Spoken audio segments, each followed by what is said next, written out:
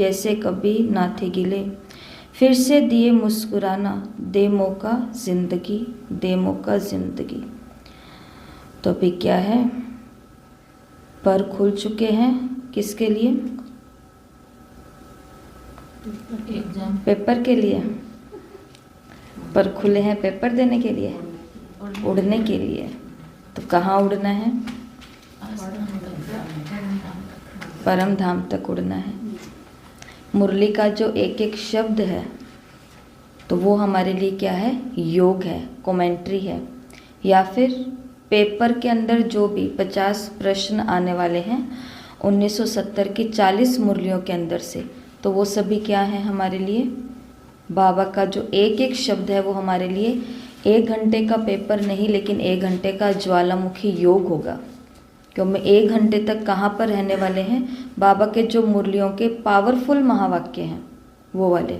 और आपको बता दूं, जो प्रश्न तैयार हुए हैं वो प्रश्न वही प्रश्न है लगभग जो मधुबन के अंदर पेपर लिया गया था हम सभी से, लगभग वही प्रश्न है। जो जो याद रहे, जो जो दिखे तो वो, तो मतलब पेपर भी हमारा उसी लेवल का तैयार हुआ है।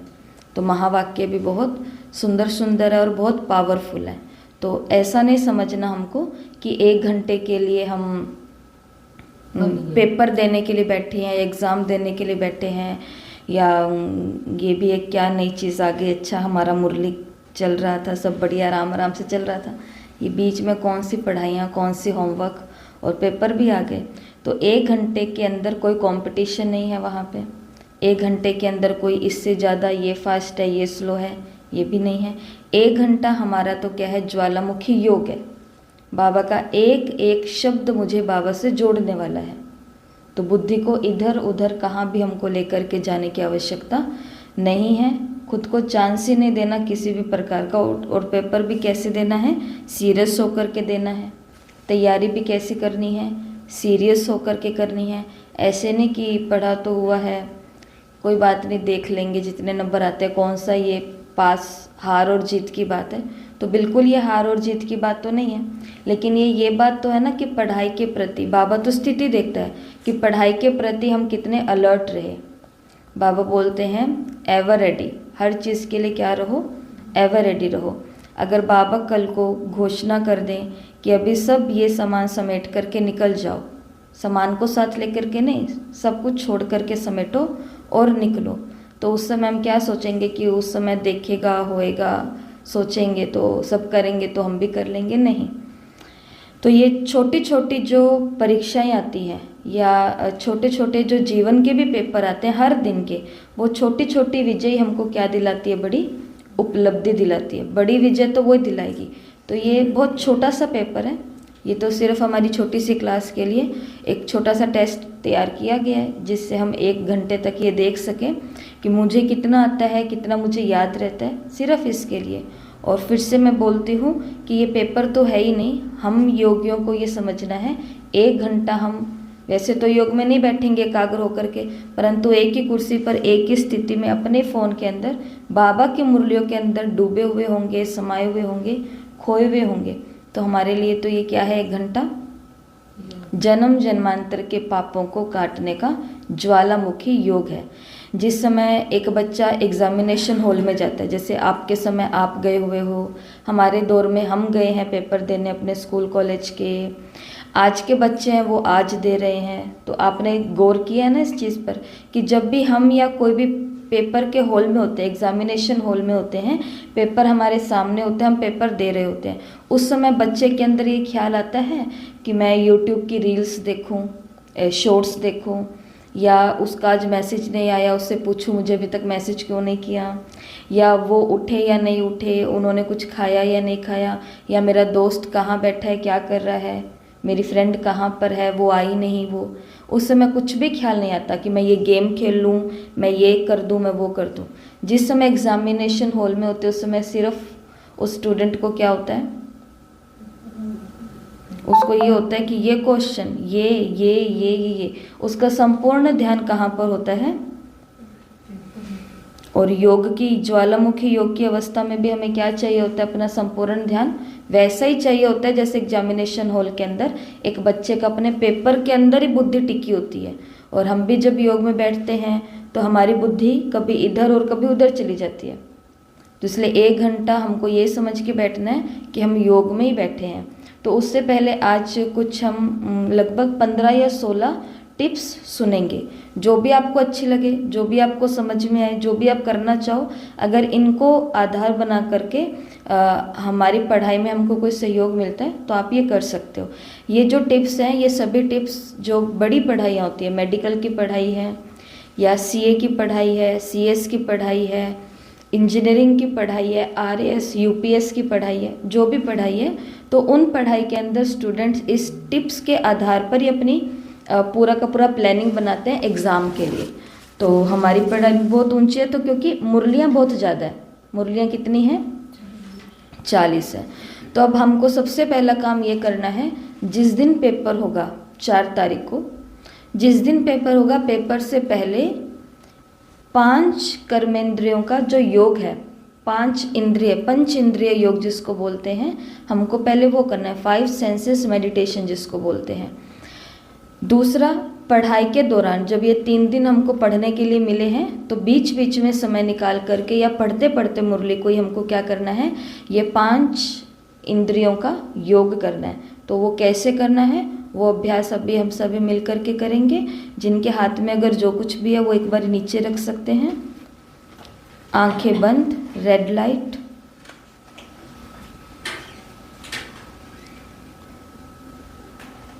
आंखें बिल्कुल बंद,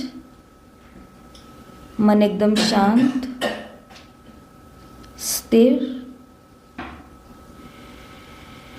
बाहर की सभी आवाज़ों से मुक्त।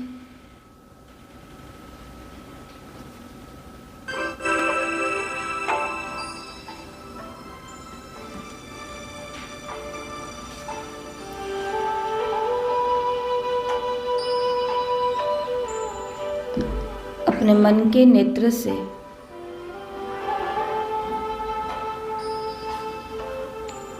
अपने शरीर की इन दोनों आंखों को देखें। तीसरे नेत्र से इन दोनों आंखों को देखें।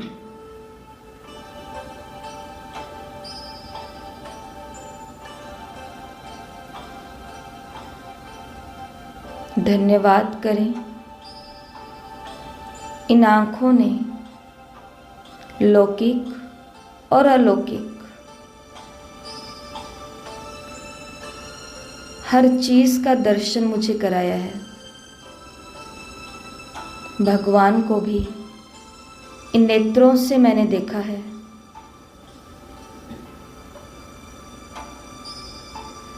इन्हीं आँखों से 1970 की 40 मुरलियाँ मैंने पढ़ी हैं। भगवान के वर्शंस, भगवान के बोल मैंने इन आँखों से देखे हैं।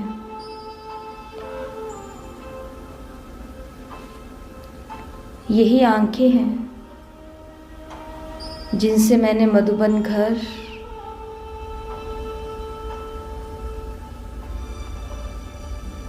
हर ब्राह्मण, इस सारे संसार को देखा है। तो धन्यवाद करती हूँ आँखों का। अब अपनी चेतना का संपूर्ण ध्यान नासिका पर एकाग्र करेंगे। इस शरीर को चलाने वाली प्राण ऊर्जा नासिका के माध्यम से ही ऑक्सीजन मेरे अंदर आ रही है। अपना ध्यान आती और जाती हुई सांसों पर एकाग्र करें। होठ से ऊपर, नाक से नीचे, जो मध्य में ये छोटा सा भाग है शरीर का,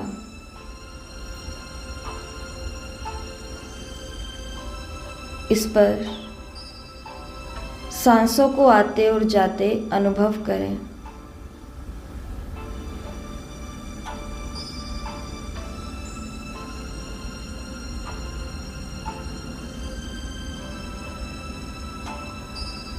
मैं धन्यवाद करती हूँ नासिका का,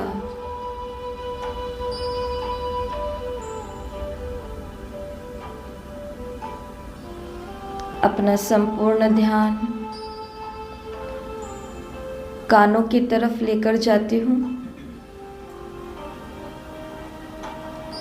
इन कानों ने अव्यक्त आवाज भी सुनी है, व्यक्त आवाज भी सुनी है। भगवान का एक एक बोल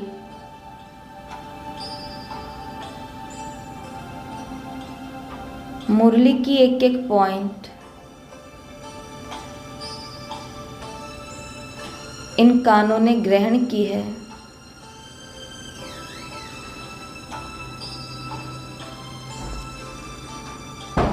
अभी इस वातावरण में इस म्यूजिक के अलावा और क्या क्या सुनाई दे रहा है, सुनने की कोशिश करें।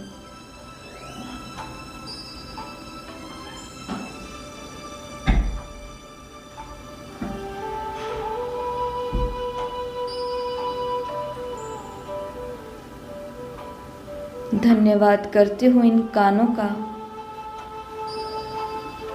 अपनी चेतना का संपूर्ण ध्यान जीवा पर लेकर आएंगे। ये टंग, ये जीभ महसूस करें।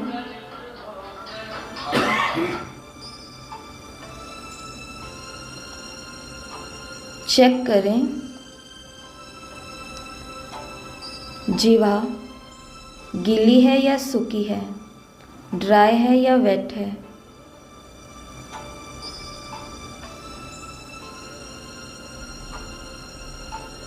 जीवा है तभी बोल पा रही हूँ, वाणी में हूँ।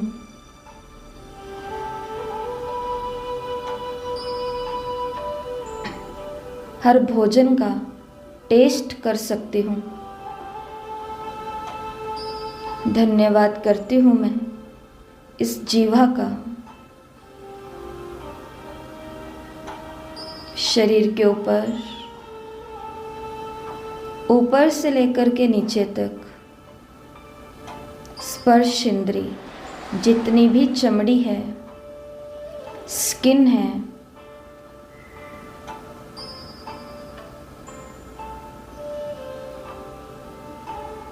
इसका भी धन्यवाद महसूस करें। शरीर की संवेदनाओं को महसूस करें। स्किन किस किस चीज़ को महसूस कर रही है, कपड़े को,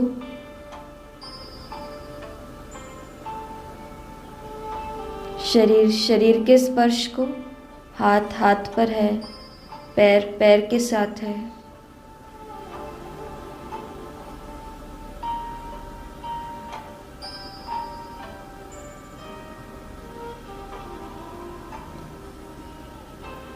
आंखें खोलेंगे। वाइट लाइट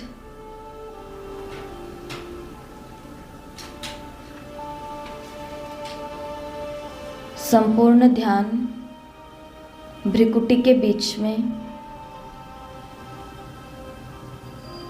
शरीर की सारी चेतना खींचकर भ्रिकुटी के मध्य एकाग्र हो गई है।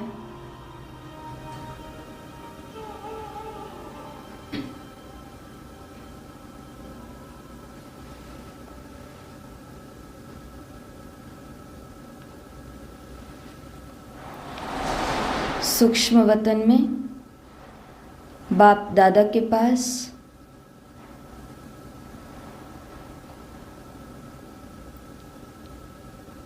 सुप्रीम टीचर से परीक्षा से पहले ब्लेसिंग ले रही हूँ, विजय का तिलक लगवा रही हूँ। बाबा के आगे बैठकर ही बाबा के घर में सूक्ष्म वतन में बिल्कुल लाइट स्थिति में हल्के मन के साथ संकल्प कर रही हूँ। पावरफुल संकल्प संगठन में मुरली is my friend. I am Master Murlidhar. I am Master Murlidhar. 1970 की 40 मुरलियों का एक एक महावाक्य मैंने सुना भी है, मैंने पढ़ा भी है। I trust my memory. जो मैंने पढ़ा है, जो मैंने सुना है, मुझे मेरी स्मरण शक्ति पर संपूर्ण विश्वास है कि वो सब मुझे याद है।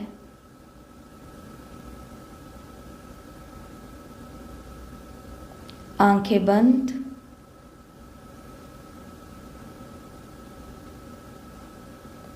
चार दिसंबर 2024 सुबह 6 बजे क्लासरूम में परीक्षा की घड़ी। बाबा का आह्वान, 1 घंटा ज्वालामुखी योग। भगवान के द्वारा चलाई गई 40 मुरलियों के पावरफुल महावाक्य मेरे हाथ में होंगे, मेरे सामने होंगे। मुझे केवल उसमें रमण करना है। सारे प्रश्न मुझे आते हैं, हर प्रश्न का सही उत्तर भी मुझे मालूम है। ये पेपर बहुत सहज है, पेपर बहुत सहज है। I am topper, I am winner, I am achiever.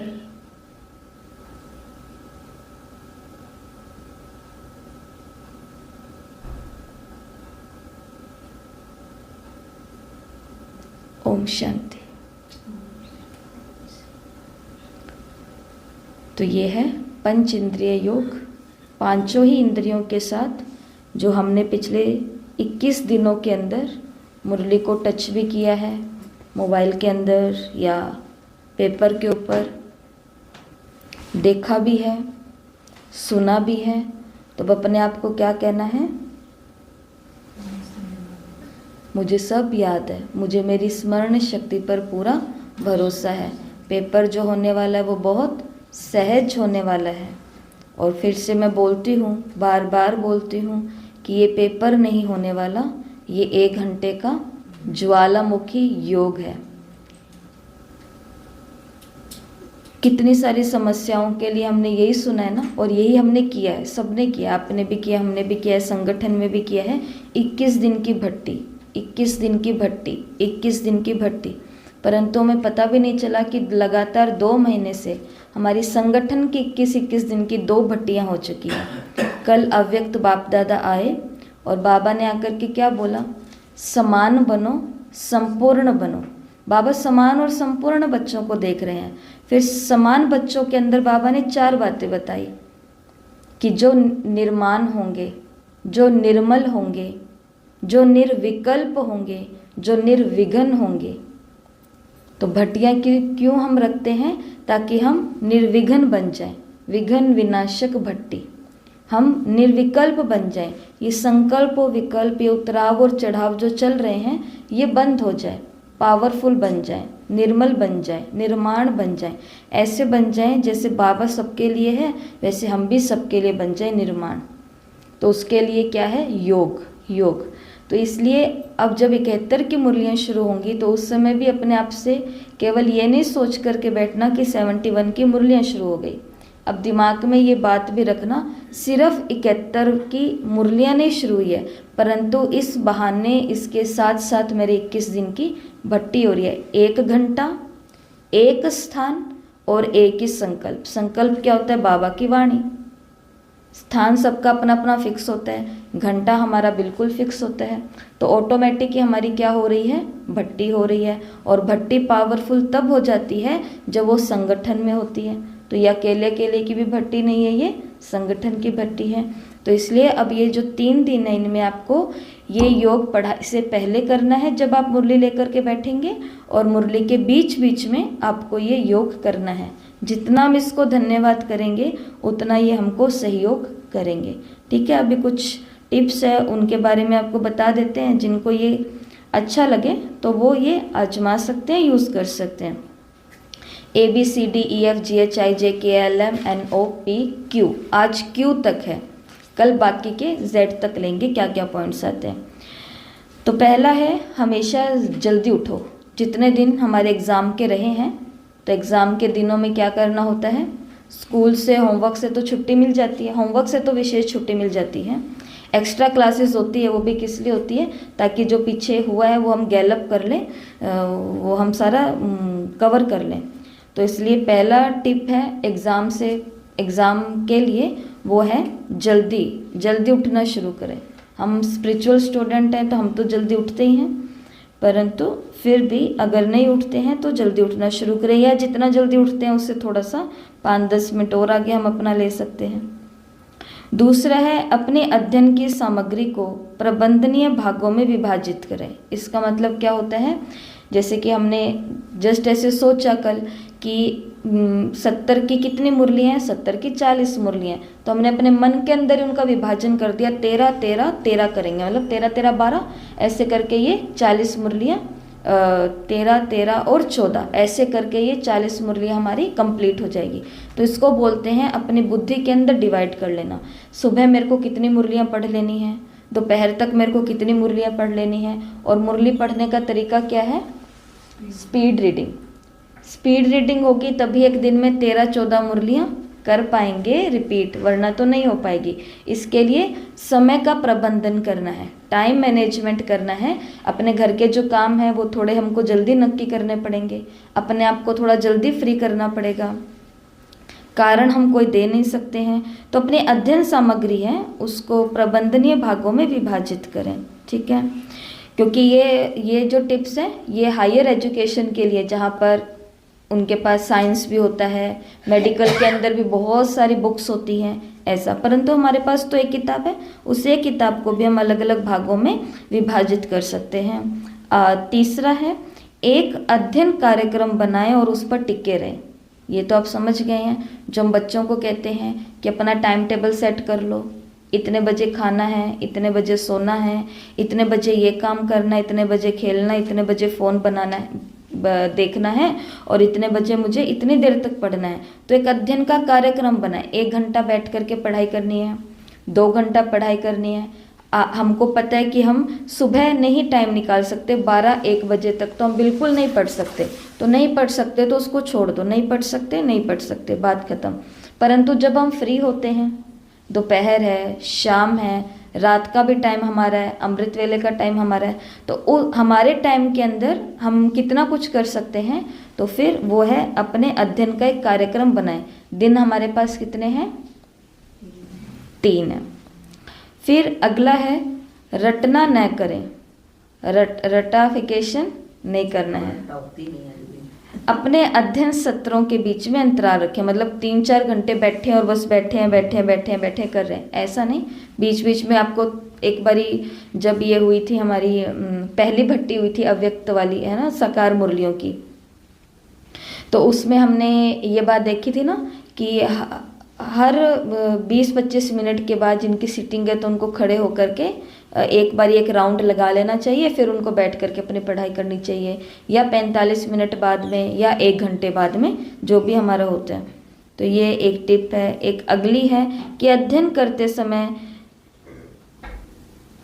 जो हमको भटकाने वाली चीज़ें हैं उनको दूर कर दे, और हमको भटकाने वाली संसार में मात्र अब एक ही चीज़ रही है, और वो है मोबाइल के अंदर तो ये नोटिफिकेशन आते हैं, तो फिर या फ़ोन आते हैं या मैसेज आते हैं। तो इन 3 दिनों के लिए अगर पॉसिबल है पढ़ाई के समय, सिर्फ पढ़ाई के समय, अगर जिनको लगता है ये हो सकता है, तो वो अपने फ़ोन को क्या कर दें, फ्लाइट मोड में कर दें। माना कोई फ़ोन नहीं आएगा, कोई मैसेज नहीं आएगा, लेकिन आपको लगता है कि कोई का ज़रूरी आ सकता है, तो साइलेंट मोड पे कर दें, वाइब्रेशन मोड पे कर दें। कुछ ऐसा कर दे जिससे बारी बारी वो बोले नहीं, क्योंकि वो बोलेगा तो हमारा ध्यान कहाँ जाएगा, उस पर जाएगा। और जब हमें पता है हमारे घर के जो भी सदस्य हैं वो सभी हमारे घर के अंदर ही हैं, तो अब किसी का भी फ़ोन आए तो इतना इम्पोर्टेंट नहीं है, क्योंकि हमारे लिए तो पहली प्रायोरिटी घर वाले ही होते हैं ना, कि वो कोई चीज़ में कोई मेन उनको कोई काम ना हो। तो इसलिए अध्ययन करते समय क्या करना होता है, ये जो चीज़ें हमको डिस्ट्रैक्ट कर रही है या फिर हमको भटका रही हैं, इनको थोड़ी देर के लिए दूर कर दें। वरना होता क्या, पढ़ने के लिए तो बच्चा बैठता है 2 घंटा, पर वो 2 घंटे के अंदर क्या ही कर रहा होता है, इधर इधर कर रहा होता है। और कल बताओ, माताएं भी आज ये चीज़ें बता रही हैं, तो बता रहे थे कल शाम को ऐसे चर्चा चल रही थी, तो बता रहे थे कि दीदी मतलब ये समस्या है, ये समस्या केवल युवाओं में नहीं रही है, ये समस्याएं बड़ों में भी आ गई हैं। और समस्या क्या है कि ये जो शॉर्ट्स आते हैं यूट्यूब के ऊपर, कहते कि एक बार ही देखना शुरू करते हैं तो बस इनको देखते जाओ देखते जाओ देखते जाओ देखते जाओ देखते जाओ। और हमको लगता है कि कोई बात नहीं, ये तो मेरा पढ़ाई के बीच में कहा था ना उन्होंने, अंतराल लेना है, ब्रेक लेना है, ये मैंने ब्रेक लिया 1 मिनट का, परंतु वो 1 मिनट तो होता ही नहीं है, वो 1 घंटा हमारी सारी, वही बात, हलवा बनाने गए थे और पूरा का पूरा खिचड़ी बना करके बाहर निकले, क्या क्या देख करके। तो इसके लिए इन चीज़ों से खुद को दूर ही रखना है। ज़्यादा महावीर हमको ऐसा नहीं बनना है, क्योंकि इन चीज़ों में आकर्षण इतनी ज़्यादा हो गई है कि अपने आप ही आत्मा उस तरफ खींच रही है, चुंबक कहा ना कल बाबा ने।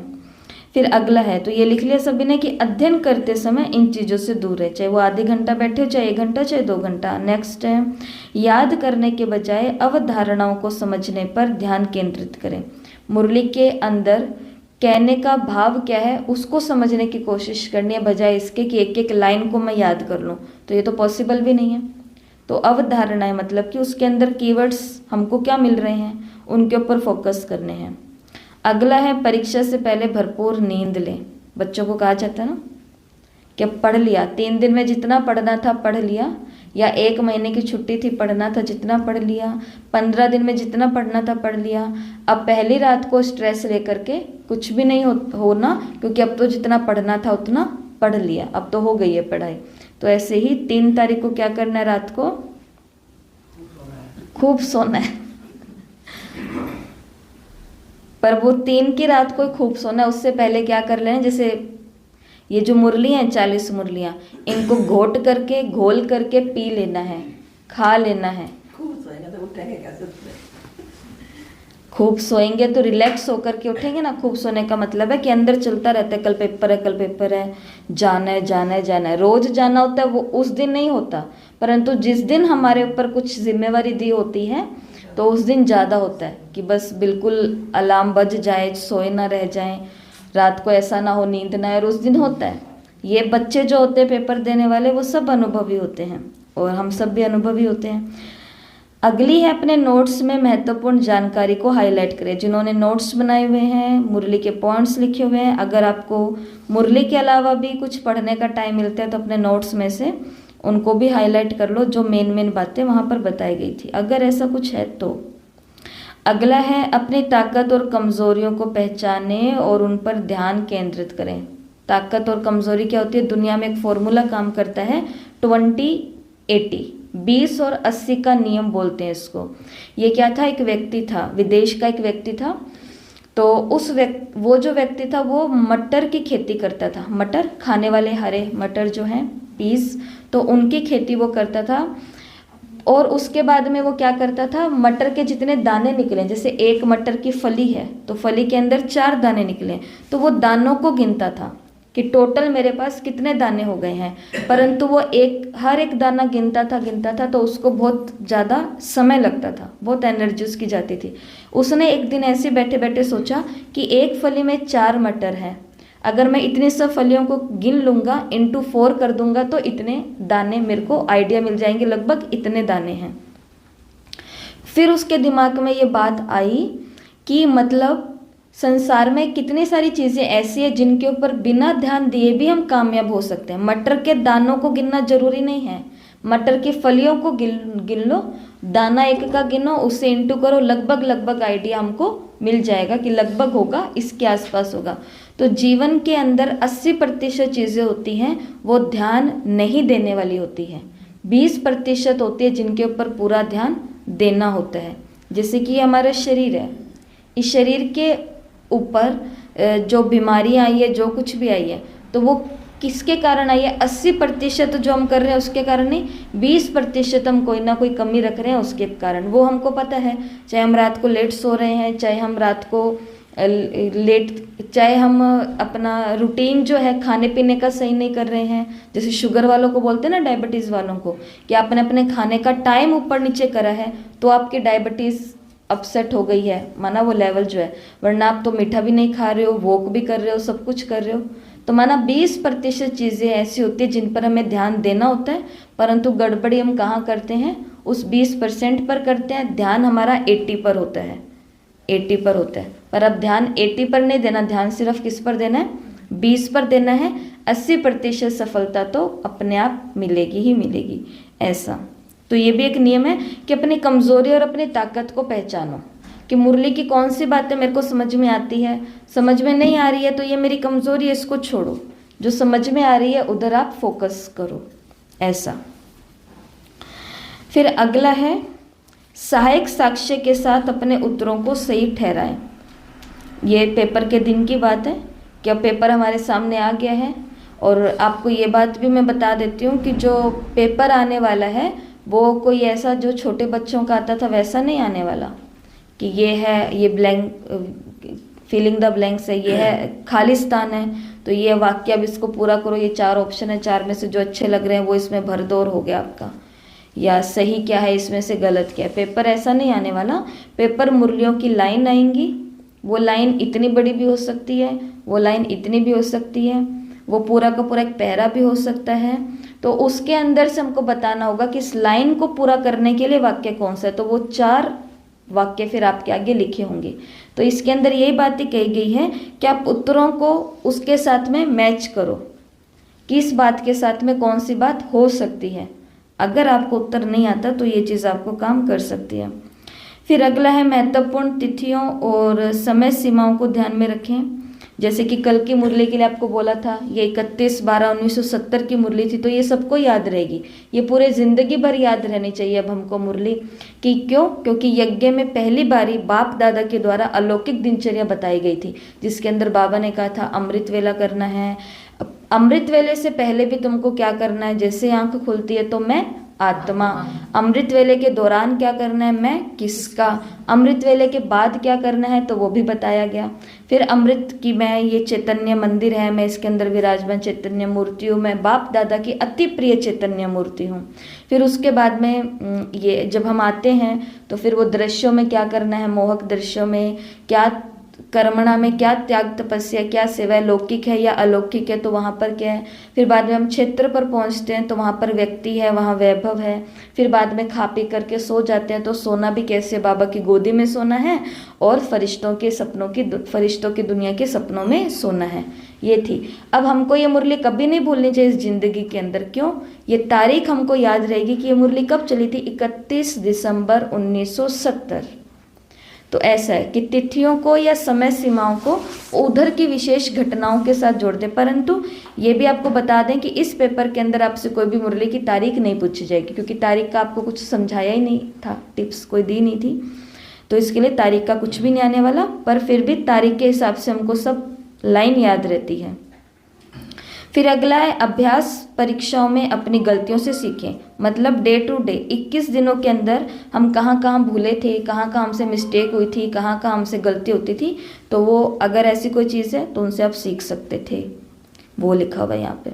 महत्वपूर्ण जानकारी को याद रखने के लिए स्मृति सहायक उपकरणों का उपयोग करें। जैसे हमने लोकेशन का उपयोग किया, कोई भी पॉइंट को याद रखने के लिए हमने किसका उपयोग किया था, लोकेशंस का उपयोग किया था। तो यहाँ पर वही लिखा हुआ है कि आप अपने लोकेशन के साथ में उन पॉइंट्स को जोड़ सकते। अगला है, बेहतर समझ के लिए अपने शब्दों में मुख्य बिंदुओं को नोट करें। ये सबको पता है। नेक्स्ट है, अपनी अध्ययन सामग्री को व्यवस्थित करें और उन्हें आसानी से सुलभ करें।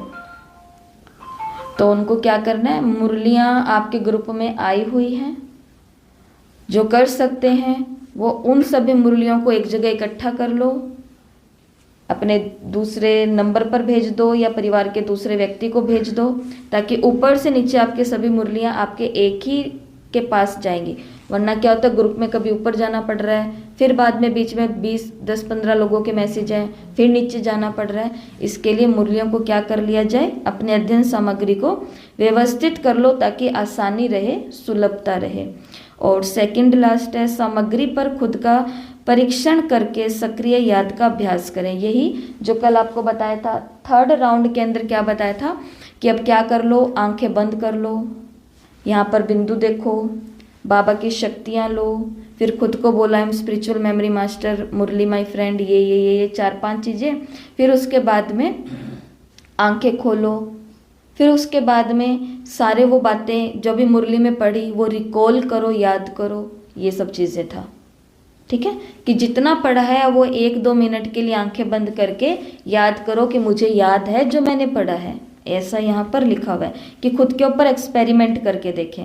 और लास्ट है, मल्टीटास्किंग छोड़े और अपना पूरा ध्यान पढ़ाई पे दे। मल्टीटास्किंग किसको बोलते हैं कि अव्यक्त मुरलियाँ फ़ोन में भी है, इधर को भी मैं सुन लेती हूँ जो क्लासेस कराई थी, मुरलियाँ जो लिखी हुई है नोट्स वो भी कर लेती हूँ, मुरलियाँ जो मेरे मोबाइल में आई हुई है किताब के अंदर है वो भी पढ़ लेती हूँ। तो अपने एक चीज़ पर हमको फोकस करना पड़ेगा, या तो केवल रिकॉर्डिंग सुनो पर रिकॉर्डिंग के अंदर सारी मुरलियाँ नहीं हैं। हाँ, आप अव्यक्त मुरलियों की रिकॉर्डिंग निकाल सकते हैं यूट्यूब पर जा कर के, 1970 की मुरली, तो कोई दीदी या कोई भाई पूरी मुरली जो सुनाते हैं जैसे रोज की मुरली होती है वो आप सुन सकते हो। तो सिर्फ इस एक को ही यूज़ करो, पढ़ना है तो सिर्फ पढ़ने को यूज़ करो। ऐसा नोट्स तो हमको सहायता करने के लिए होते हैं, तो मतलब जो भी माध्यम लेना है वो एक ले लो और उस समय सारी मल्टीटास्किंग को छोड़ दो कि साथ में खाना भी बना लेती हूँ, साथ में इधर मुरली पढ़ती भी रहती हूँ, साथ में बात भी करती रहती हूँ, तो वो अब नहीं हो सकता है। तो ये कुछ 16-17 बातें थी जो आपको आज बता दी। अगर इसमें से आपको कोई काम की लगे तो अप्लाई कर लेना। ये एग्ज़ाम टिप्स है, हर बच्चे के लिए ये होती है, तो अगर आपको लगे कि मेरे लिए तो आप यूज़ कर सकते हैं। ओके,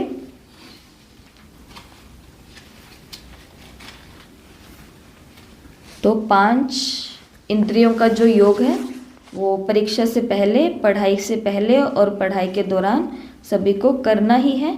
और आप अनुभव करोगे कि बाबा की कैसे ब्लेसिंग आ रही है, और बाबा कह रहे हैं ऑल द बेस्ट। क्या कह रहे हैं बाबा? ऑल द बेस्ट, कि ऑल द बेस्ट। बच्चे तुमको ऑल द बेस्ट। अभी तक जीवन की तो तुमने बड़ी बड़ी परीक्षाएं दी है, शरीरों से भी दी है, स्कूल कॉलेज भी जब तुम पढ़ते थे तुमने वो भी दी है, फिर शादियां हो गई, संसार बन गया, बच्चे आदि सामने आ गए, फिर उनके जीवन शुरू हुआ, उनकी परेशानियां, सो माँ बाप की परेशानियां, तो तुमने बहुत सारी जीवन के कदम कदम पर दिए परीक्षाएं। और अब आखिर वो समय भी आ गया है जब तुमको पढ़ाई की भी क्या देनी है, परीक्षा देनी है कि हम कितना पढ़े हैं। और तो इसके लिए परों को हवा दे, कंधों को शाबाशी देकर चल पड़े, दे मौका जिंदगी, इम्तिहानों से ना हम डरें, दे मौका जिंदगी। तो जिंदगी का थैंक्स। कितने सारे पेपर तो हुए जिंदगी में, परंतु इसके बीच में ये अलौकिक पेपर भी आने थे, ये हमने कभी भी सोचा नहीं था। ठीक है, तो मौका तो दिया जिंदगी ने, इम्तिहानों से न डरे हम, दे मौका जिंदगी, खुले आसमां पर चले हम, बीते हुए कल से मिले, शिकवे सभी हम भुला, ऐसे लगे फिर से गले। तो मुरली से क्या लग जाना है? गले लग जाना। बस मुरली ही अब मेरा संसार है, मुरली मुरली और मुरली। ऐसे लगे फिर गले जैसे कभी ना थे कोई गिले, फिर से दिए मुस्कुरा, दे मौका जिंदगी, दे मौका जिंदगी। ओम शांति।